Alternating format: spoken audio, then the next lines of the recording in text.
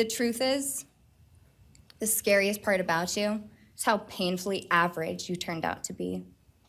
The truth is, you're as dumb as they come. Stupid, clumsy, slow, sloppy, weak, dirty. Let me be very clear. Don't ever try to convince yourself you mattered just because someone finally said your name out loud. The families of the 4 University of Idaho students murdered by Bryan Kohberger gave powerful and emotional statements in Kohberger's sentencing hearing today. Criminal defense attorney Jana Spilbor joining us now to discuss. You just heard those comments there, Jana. Listening to these statements today, it was gut-wrenching. What was going through your mind, seeing and hearing from these families?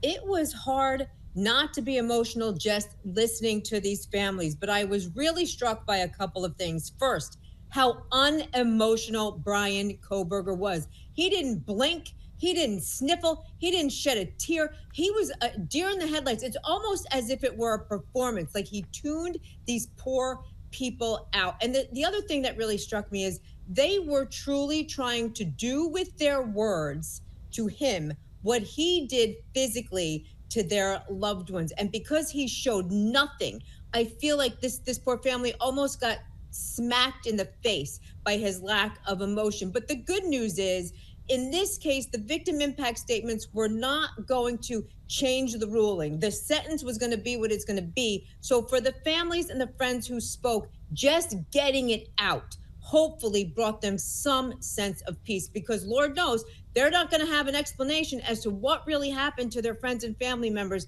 Maybe never, but certainly not for a long time to come. I'm glad you mentioned that. Bryan Kohberger had the chance to explain why he targeted the victims. He declined. Could he ever make a statement?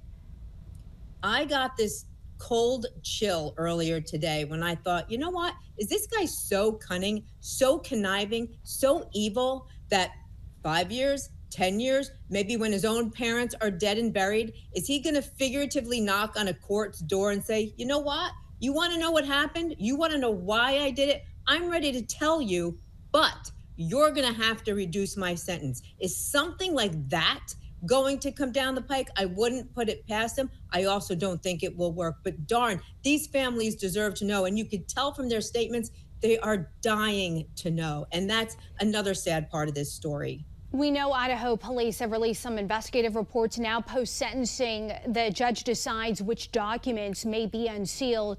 Do you think that based on that we could ever get a clearer picture of what happened? I know the judge already acknowledged that a motive may never be known.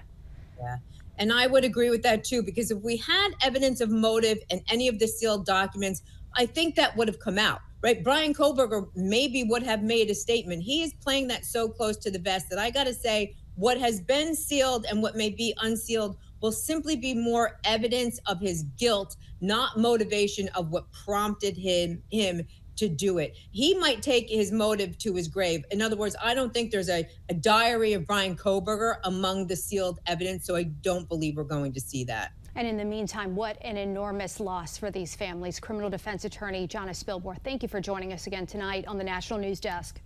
Thank you.